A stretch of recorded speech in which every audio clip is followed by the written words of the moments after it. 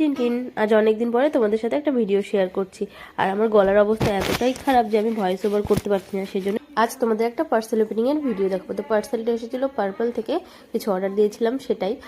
তো কোন দিক দিয়ে খুলবো, কি দিয়ে খুলবো, এগুলো আমার মাথায় ছিল না। কেন জানো? কারণ পার্সেল এসেছে, এই যে একটা ইন্টারেস্ট, মানে কি বলবো, ভীষণ রকমের আমি এক্সাইটেড ছিলাম, সেজন্য বুঝতেই পারছিলাম না কি দিয়ে খুলবো, কোথা থেকে খুলবো। তো শেষমেশ এই তার কাটা পেয়েছিলাম একটা, সেটা দিয়েই খুললাম।